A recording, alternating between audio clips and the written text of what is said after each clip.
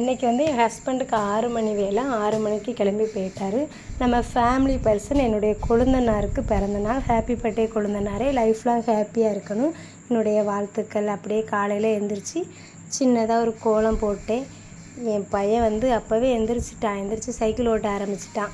அவனுக்கு தெரியும் நம்ம பின்னாடி சீட்டில் தான் உட்காரணும், அக்கா தான் முன்னாடி ஓட்டுவானு. அதே மாதிரி போய் உட்காந்துட்டான்.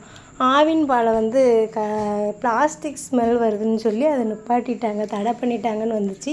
அதனால் இப்போ அமிர்தான்னு ஒரு பால் வந்திருக்கு, அதை தான் வாங்கி காய்ச்சிட்டு இருந்தேன்.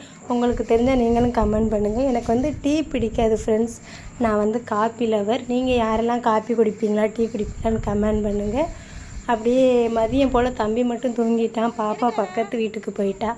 சரி கொஞ்சமாக துணி இருந்துச்சுன்னு சொல்லி துணியெல்லாம் முக்கி வச்சு துவைச்சி காய போட்டுட்ருந்தேன். அப்படியே பாப்பாவும் தூங்கிட்டா. தூங்க போட்டுட்டு நம்ம ஈவினிங் போல் குளித்து ஃப்ரெஷ்ஷாக கிளம்பியாச்சு. மதினி வந்து டீ போட்டு கொடுத்தாங்க, அதையும் குடிச்சிட்டு பாப்பா எந்திரிச்ச உடனே அவளை கிளப்பி மேக்கப் போட்டு விட்டுட்ருந்தேன். அவளை மேக்கப் பண்ணுறது எனக்கு பெரிய வலி.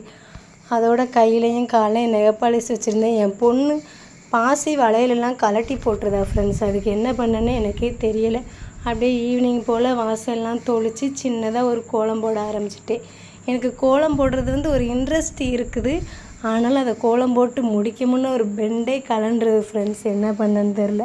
அப்படியே சிம்பிளாக கோலம் போட்டு முடிச்சுட்டு நாங்கள் ஒரு ஃபோட்டோ எடுத்துகிட்டோம். நைட்டுக்கு இட்லியை வச்சு என் கொழுந்தனாருக்கு பிறந்தனால நாற்று சிக்கன் குழம்பு வச்சு கொடுத்தா சாப்பிட்டு தூங்க வேண்டியதான். பாய்.